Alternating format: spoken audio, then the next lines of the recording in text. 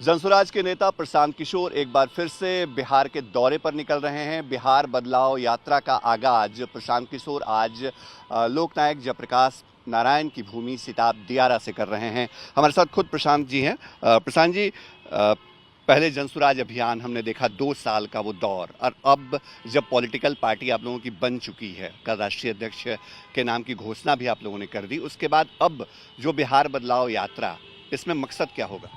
देखिए, जो 2 साल मैंने पदयात्रा की, उसका लक्ष्य ये था कि बिहार में जाकर लोगों को जनसुराज की सोच, इस परिकल्पना, इस प्रयास के बारे में बताया जाए। लोगों को ये बताया जाए कि कैसे वो साथ में आकर बिहार में एक नया बेहतर ईमानदार विकल्प बना सकते हैं। कैसे वो अपने 30 साल की राजनीतिक जो बंधुआ मजदूरी है, जहां लोग भाजपा के डर से लालू जी को, लालू जी के डर से भाजपा नीतीश को वोट देते हैं, इससे बाहर निकल सकते हैं। कैसे इस व्यवस्था के जरिए वो अपने बच्चों के लिए बेहतर भविष्य बना सकते हैं। उस लक्ष्य को लेकर 2 साल में करीब 5000 गाँव में गया रहा, आप लोगों ने तो खुद देखा है। उसके बाद जब 2 अक्टूबर को दल मिला, उसका असर ये हुआ कि लाखों लोगों की एक जमात बन गई, सबने मिलकर एक दल बनाया जिसको जनसुराज के नाम से लोग आज जान रहे हैं। अब जब दल बन गया है, पिछला 6 महीने मैंने उस दल के संगठन को बनाने में लगाया है। जैसा कि आप बता रहे हैं, इसके पदाधिकारी, इसके कार्यकर्ता, इसके नेता, सब संगठन के लोगों की नियुक्ति हो गई। अब मैं जो यात्रा शुरू कर रहा हूँ, ये बिहार बदलाव यात्रा है और जेपी के जन्मभूमि से शुरू कर रहे हैं, क्योंकि सबसे पहले व्यवस्था परिवर्तन का नारा इस देश में संपूर्ण क्रांति की बात जेपी ने करी।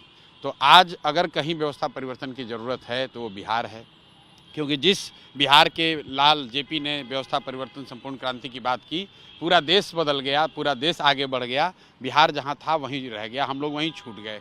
बिहार तब भी देश का सबसे गरीब और पिछड़ा राज्य था, और आज भी हम लोग देश के सबसे गरीब और पिछड़ा राज्य हैं।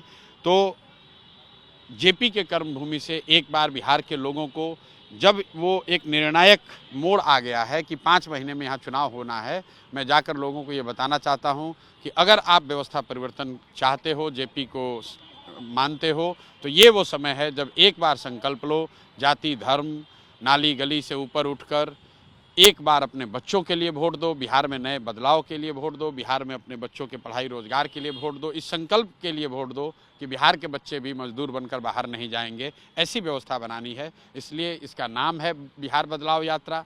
इसलिए ये शुरू हो रहा है जेपी के गांव से, और आने वाले 4 महीने में 120 दिन में हम लोग का प्रयास होगा कि 240 विधानसभा क्षेत्रों के गांव, शहर, पंचायत, हर जगह जाएं। डेली में 80 से 100 किलोमीटर करीब यात्रा करूंगा, और कोशिश करूंगा कि बिहार के लोगों को एक बार फिर से जगाया जाए, उनको याद दिलाया जाए कि इससे बेहतर व्यवस्था बदलने का कोई आपके पास अवसर आने वाला नहीं है। इस बार अगर चूक गए तो अगला 5 साल फिर आपको इसी दुर्दशा में जीना पड़ेगा। 5 महीने का वक्त विधानसभा चुनाव में, 120 दिन की यात्रा, हर विधानसभा क्षेत्र में आप जाने वाले हैं, 2 विधानसभा एक दिन में, तो 4 महीने का वक्त तो इसी में निकलेगा। प्रशांत जी, मतलब ये माना जाए कि चुनावी आगाज ही एक तरीके से? बिल्कुल। देखिए, मेरा अपना लक्ष्य चुनाव नहीं है। मेरा अपना लक्ष्य बिहार की जनता को इस बात के लिए तैयार करना है कि वो विकल्प बना सकते हैं, वो एक बेहतर बिहार में भी बदलाव हो सकता है, बिहार में भी अच्छे नेता चुनकर आ सकते हैं, बिहार में भी ऐसी व्यवस्था बन सकती है जहां हम लोग के बच्चों को शिक्षा रोजगार हो सकता है, बिहार में भी ऐसी व्यवस्था बन सकती है जबकि हमारे बच्चों को यहाँ से ट्रेन से मजदूर बनकर बाहर नहीं जाना पड़ेगा। जब लोगों में वो विश्वास अगर हो जाए तो बाकी चीज़ें तो अपने आप हो जाएंगी। कैंडिडेट कौन होगा, व्यवस्था कैसे चलेगी, संगठन कैसे चलेगा, वो काम करने के लिए दल में इतने सारे लोग हैं। मेरा काम ये है कि मैं लोगों को समझाऊं, उनको बताऊं, उनको जगाऊं कि एक बार जीवन में अपने बच्चों के लिए वोट दो। तुमने जाति के लिए वोट दे दिया, तुमने नेताओं के लिए वोट दे दिया, तुमने मंदिर मस्जिद के लिए वोट दे दिया, तुमने अनाज के लिए वोट दिया, नाली गली के लिए वोट दिया। एक बार भगवान के नाम पर अपने बच्चों के लिए वोट दो। नहीं दोगे तो तुम्हारे बच्चों की जीवन का सुधार नहीं होगा। अपने बच्चों के पढ़ाई रोजगार, जिसको वोट देना है दो। मैं तो खुलेआम कह रहा हूँ, भले चुनाव है, मैं ये नहीं कह रहा हूँ जनसुराज को वोट दो, मैं कह रहा हूँ जिसको वोट देना है दो। एक बार बिहार में वोट सिर्फ और सिर्फ बच्चों के नाम पर पड़े, सिर्फ और सिर्फ बच्चों के शिक्षा और रोजगार के लिए पड़े, इसी संदेश को लेकर जा रहे हैं। पिछले 3 साढ़े 3 दशक में आपने कहा कि सिर्फ 2 लोग अदल बदल करते रहे, शासन में रहे, जो काम उन्होंने किया वो जनता के सामने है। आप जो संकल्प लेके जा रहे हैं उसमें आप बार बार एक चर्चा करते हैं, हमने 2 दिन लगातार आपको सुना प्रेस में, आप नीतीश कुमार की व्यक्तिगत तौर पे आलोचना कभी नहीं करते हैं। तो क्या नीतीश कुमार को अभी भी आप लगता है कि नीतीश कुमार में कहीं उम्मीद नहीं बची नहीं, हुई है? आलोचना तो बहुत ही कर रहे हैं।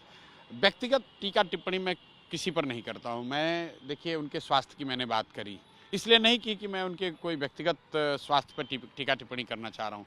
मैं सिर्फ ये बताना चाह रहा हूँ कि बिहार में आपका बच्चा अगर सिपाही बनना चाहता है तो उसको फिजिकल फिटनेस देना पड़ता है। अगर आपका बच्चा शिक्षक बनना चाहता है तो उसकी स्वास्थ्य की जाँच होती है। आपका बच्चा सेना में जाना चाहता है, उसकी फिजिकल फिटनेस होती है। तो 13 करोड़ लोगों का जो मालिक है, मुखिया है, उस व्यक्ति की शारीरिक मानसिक स्थिति अगर स्वस्थ नहीं है, वो ठीक नहीं है, तो ये जायज़ नहीं है। उस व्यक्ति को खुद से पद छोड़ देना चाहिए, और अगर वो नहीं छोड़ते हैं तो बिहार की जनता उनको हटाएगी, क्योंकि ये बहुत बड़ा काम है। 13 करोड़ लोगों का जो मुखिया है, 13 करोड़ लोगों का, उनके बच्चों का भविष्य मुख्यमंत्री पर निर्भर है। अगर वो मानसिक शारीरिक तौर पे स्वस्थ नहीं है तो जो हम लोग देख रहे हैं बिहार में कि उनके इर्द गिर्द के कुछ चंद अधिकारी और कुछ उगाही मिनिस्टर, ये सब मिलकर सरकार चला रहे हैं। मुख्यमंत्री को कोई पता नहीं है कि क्या हो रहा है, नहीं हो रहा है, इसलिए मैं वो टिप्पणी करता हूँ। बाकी मैं टिप्पणी व्यक्तिगत किसी बात पर नहीं करता हूँ। जैसे मैं तेजस्वी जी के 9th फेल होने की बात करता हूँ, कई लोगों को लगता है कि मैं उनके डिग्री पे कमेंट कर रहा हूँ। नहीं, ऐसी बात नहीं है। मैं सिर्फ ये बताता हूँ कि मुख्यमंत्री, जिसके माँ बाप मुख्यमंत्री रहे, जो व्यक्ति खुद आर.के. पुरम डीपीएस में पढ़ रहा है, अगर वो 9th नहीं पास कर पाया तो कहीं ना कहीं ये दिखाता है कि शिक्षा के प्रति उस व्यक्ति की सोच क्या है। वो कोई कहता है भाई वो तो क्रिकेट खेलते थे, भाई चलो क्रिकेट जब खेलते, मान भी लिया कि अगर क्रिकेट खेलते थे, क्रिकेट छोड़े हुए तो बहुत साल हो गए, अभी से आप 10वीं पास कर लेते, अभी से आप पढ़ाई करते। हम लोग गाँव देहात में देखते हैं, महिलाएं बताती हैं कि हमारे बाबूजी नहीं पढ़ाए, शादी हुआ, बच्चे हो गए, उसके बाद हमने मैट्रिक किया। ये दिखाता है कि उस महिला के मन में शिक्षा के प्रति सोच क्या है। वो जानती है कि अगर मैं पढ़ूंगी तो हमारा जीवन, हमारे बच्चों का जीवन बेहतर होगा।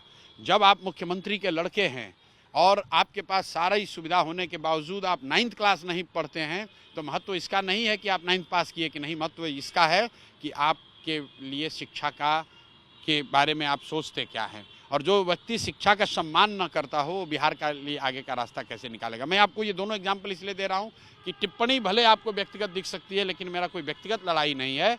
मैं उनके शारीरिक, नीतीश जी के शारीरिक मानसिक स्वास्थ्य की बात इसलिए कर रहा हूँ कि उस जॉब को, उस जिम्मेवारी को निभाने के लिए जिस व्यक्ति को भी बैठाया जाए, वो मानसिक शारीरिक तौर पे स्वस्थ होना चाहिए।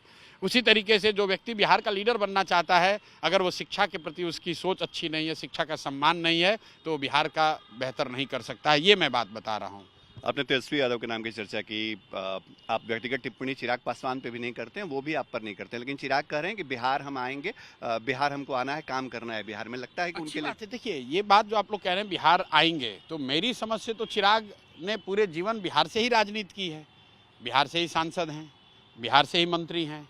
उनके पिताजी ने भी पूरे जीवन बिहार से राजनीति की, उनका दल भी लार्जली बिहार का ही दल है। तो जब आप लोग ये कह रहे हैं कि वो बिहार आ रहे हैं, तो इसमें नई बात क्या है? नई बात ये होती है अगर वो कैबिनेट का पद छोड़ देते, सांसद से इस्तीफा देकर यहाँ विधानसभा चुनाव लड़ते, तो वो एक नई टीका टिप्पणी वाली बात होती। अभी तो वो एनडीए के हिस्सा हैं, भाजपा के साथ सरकार में मंत्री हैं, बिहार में सक्रिय हैं, तो बिहार से ही तो राजनीति करते हैं, इसमें नई बात क्या है? एक अंतिम सवाल, इसी तरह के बसेस पे आप यात्रा के लिए निकलने वाले हैं, 120 दिनों तक बाहर रहना, चैलेंजेस, चुनौतियां पहले भी आपने काफ़ी ये की हैं, 2 साल हमने वो दौर देखा है। इस बार की चुनौती चुनाव की चुनौती है, तो प्रशांत किशोर को उम्मीद कितनी है बिहार की जनता से? बिल्कुल, आप इतना तय जानिए, आप लोग तो खुद पत्रकार हैं, ज़मीन पर हैं, आप जाकर देख लीजिए, बिहार में 100% बदलाव का माहौल है। चाहे आप किसी जाति वर्ग के हैं, किसी दल के मानने वाले हैं, किसी नेता के समर्थक हैं, हर व्यक्ति चाहता है बिहार में बदलाव हो। कोई ये नहीं कह रहा है कि ये जो आज व्यवस्था चल रही है ऐसा चले। ये संभव है कि वो जनसुराज को पसंद न करता हो, लेकिन बदलाव होना चाहिए, इस पर तो करीब करीब बिहार में सहमति है।